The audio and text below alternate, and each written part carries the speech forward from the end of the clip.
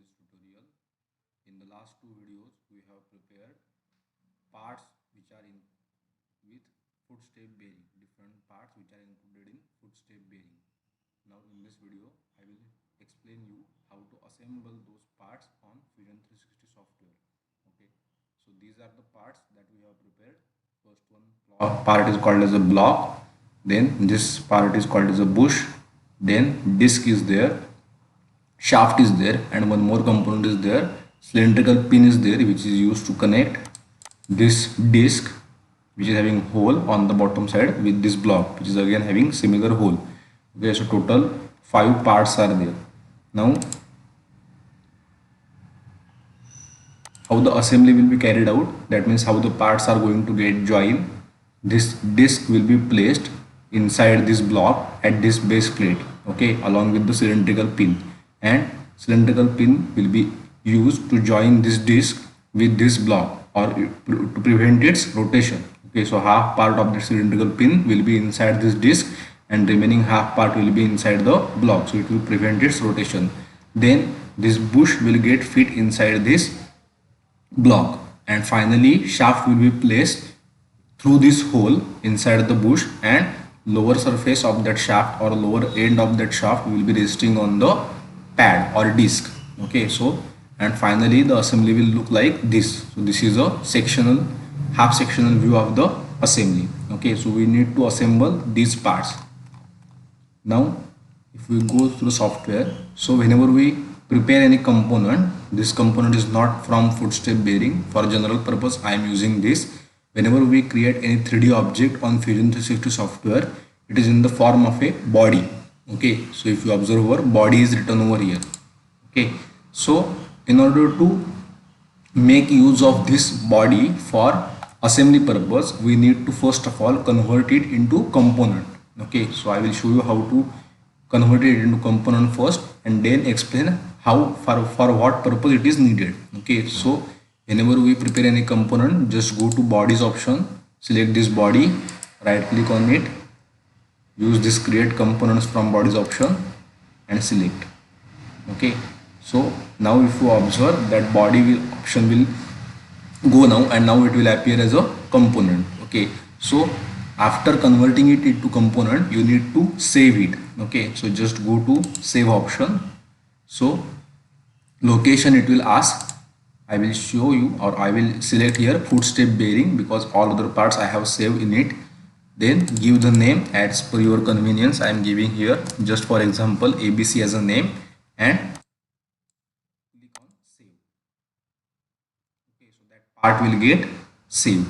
Now I will open other components which are required for footstep bearing. Now if you observe over here, all the other parts of the footstep bearing are going to get attached this main component, that is block. Okay, that means this will be placed along with the pin inside this block, then that bush will be placed inside the block, and final shaft will be placed inside that. Okay, so this block is nothing but the main component. So we will start our assembly with this component. Okay, so first of all I will open this component in Fusion 360 software.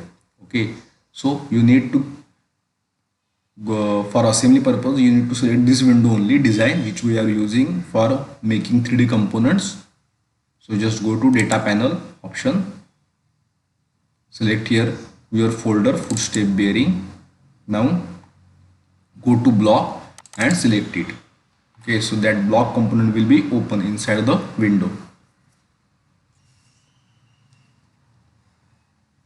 Okay, so block is open now. Now if you observe, I have already converted it from body to component. Okay, now if I try to drag it, if I select this component and drag it, I am able to drag it anywhere. Okay, so as soon as I release the component from its original position, two options will appear over here, capture position and revert position. Okay, so if I capture position, I will if I select this option, then whatever the position of the component is, it will be selected as a reference position. Okay, and if I select this as a revert, then it will come back to its original position. Okay, so capture position and revert position, two options will appear. If I select revert position, it will come back to its original position. Okay, if I again want to move it, I can move it anywhere. Okay, again I will go to revert option. Now in order to, because we want to prepare assembly now, so I don't want this component to move. Okay, so for that purpose I will fix this component. So how to fix it? Just go to component, right click on this, select option ground. Okay, so if I select the ground option, one pin will be shown over here, and now if I try to drag it, I am not able to move this component. That means this component is now fixed. Okay, so now I will insert another component, or I will bring another component to this window so that I can join them together. So again go to data panel. Now next component is pin, because we want to insert that pin into the hole which is drilled inside the block. Okay, so first of all I will right click on this component and insert into current design. Select this option, insert into current design.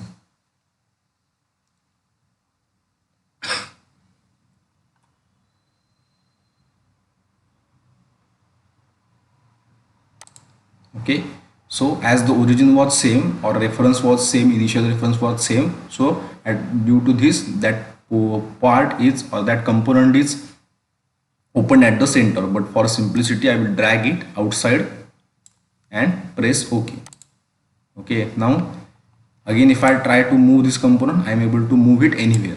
Okay, again I will revert its position to back. Okay, so it will not go to origin because initially I have dragged it outside. Okay, so it will remain at this position only, or reference position is this only. Now what kind of joint I want? I want to insert this pin into this hole, okay, which is drilled inside the block. Now I can give the joint between the surfaces or edges. Okay, so what I will do over here, I will create a joint between this bottom surface of the pin, and it should be exactly in contact with the bottom surface of the hole. That means this surface, okay, which is inside the hole. So, and they should not be, or they should not move away. Okay, so for that purpose I will go to joint command. Now for using this joint command, you should, or you can apply this joint command to components only. Okay, so in a 3D object which is prepared initially on the Fusion 360 software, it is considered as a body only. Okay, but you can't give joint command to those bodies. So that's why in order to create an assembly, we first of all convert that body into component, and then making use of a joint command, we join them together. Okay, so just go to joint command,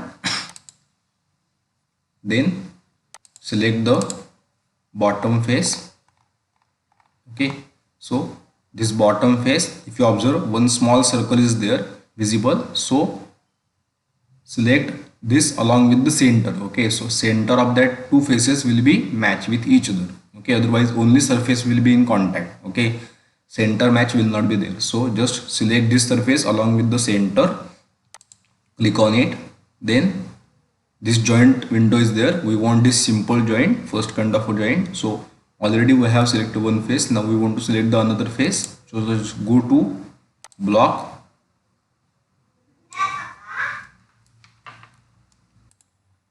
so now I will select this face again. So I need to select this bottom face along with the again center. Okay, so if I select this, that pin will be joined over here. Okay, so I will press OK. Now that pin has been joined at this surface. Okay,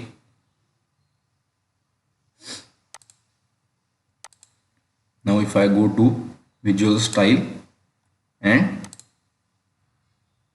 wireframe model, then I can show you that this pin is exactly fitted at its position. Okay, so again go to visual style and make it as a shaded with visible edges only. Now if I want to drag that pin, if I try to drag it, it is not movable. Okay, so that means it is fixed. So while using this joint command, I have selected the motion type as a fixed, okay, rigid joint. So that's why it is. I will show you again in the next joint how to use that, or how to select the motion type. Now second component is, now we want to place disc, okay, over it, this pin, over this pin. Okay, so I will bring that disc inside this window. Again go to data panel, right click on this disc, then insert into current design.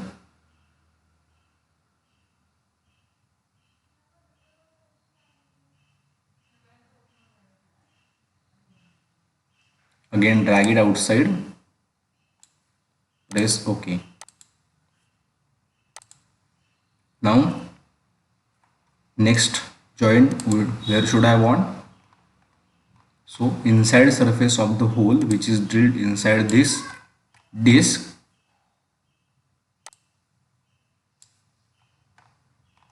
okay, so this inside surface of the disc should be in contact with the upper surface of the pin which you have placed inside the block. So this is the upper surface. Okay, so again I will go to joint command, then I will select the bottom face of the hole which is drilled inside the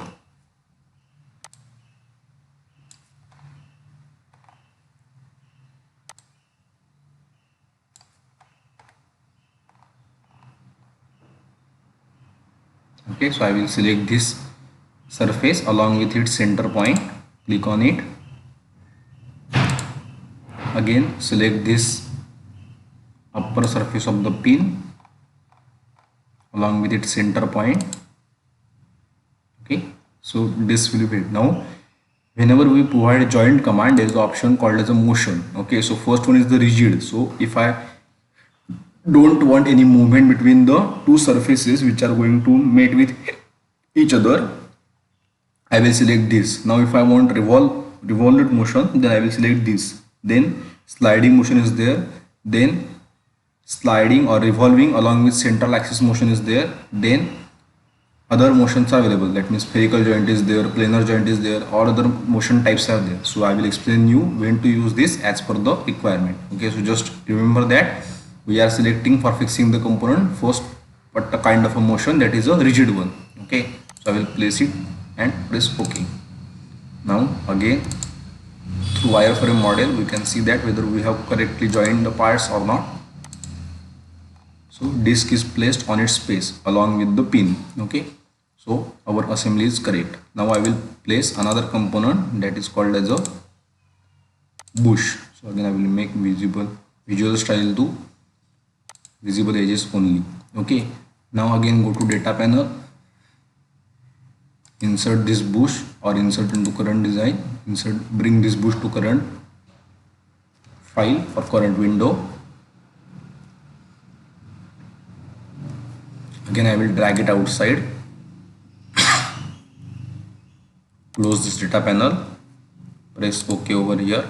Now in order to prevent its rotation, we have provided this circular extension, half circular extension on the bush. Okay, so same we want to join with this half circular recess which we have already drilled inside the block. Okay, so while giving joint command we will make use of this. So this bottom surface of the recess should be in contact with the bottom surface which is provided on the bush. Okay, so again go to joint command.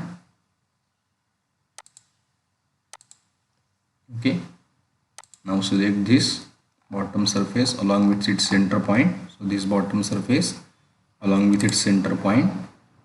Again go to block, select this bottom surface along with its center point, and again motion type should be rigid because we want it to be movable. Okay, so press OK. Now again if I check it through wireframe style, visual style wireframe, okay, so we have joined it correctly. Okay, now we want to place the shaft over here, okay, on the disc. Now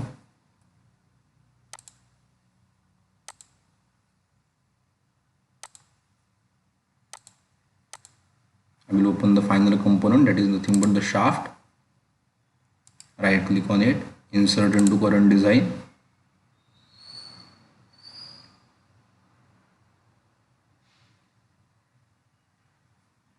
Again drag it outside, press OK.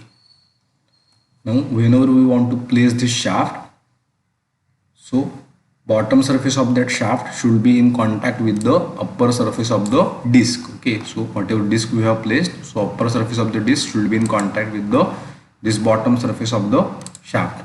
Okay, but this time we want it we will not provide motion type as rigid, because that shaft should be movable, or it should be able to rotate along its vertical axis. Okay, so we will again make use of a joint command.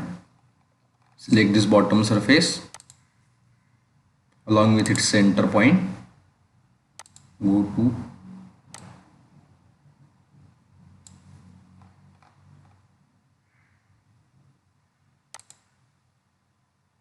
okay, and motion type should be revolve. Okay, you can change the axis of rotation over here, but by default Z axis is correct to me, so I will keep it as it is, or you can change the rotation axis as per the requirement. Okay, if I animate this, you can observe here this shaft is rotating, okay, along its vertical axis, and that is what we want. Okay, so press OK. So if we check over here, so assembly is correct. How we can check it? Just go to visual style again, select it as a wireframe model. So if we check over here, the shaft is exactly in this middle hole, and if we check over here, shaft end is over here. Okay, otherwise if shaft is from on the either on the upper side or either on the lower side. Okay, so I can check that. If we check the dimensions over here, so this thickness is 15 mm over here. Okay, this thickness is 15 mm, and also thickness of this disc is 15 mm. Okay, so this upper line of the disc should be in coincident with this line. Okay, and whenever we are keeping this shaft on this disc, this lower line of the shaft or bottom surface line of the shaft should be in contact with this. Okay, so this line and this line should be in coincident, or should be same in the assembly. Okay, so same we are observing over here. So these three lines are same, so that means our assembly is correct. Okay, so if you can also check it through this view also. So same view we are getting. Okay, shaft is there, then bush is there, this middle gap is there, then this snug is there that we have provided, and pin is there. Okay, so if you observe in the assembly, so this is the shaft, then this is the bush, this is the gap, or this is the snug that we have provided, then this gap is there, cavity is there, and also pin is there. Okay, so that means our assembly is correct. Again I will go to visual style and make it as a shaded with visible edges only. Okay, so this is our assembly. We want to rotate the shaft, we are able to rotate it. Okay, all of the components are fixed. So this is nothing but the assembly for footstep bearing. Okay, thank you.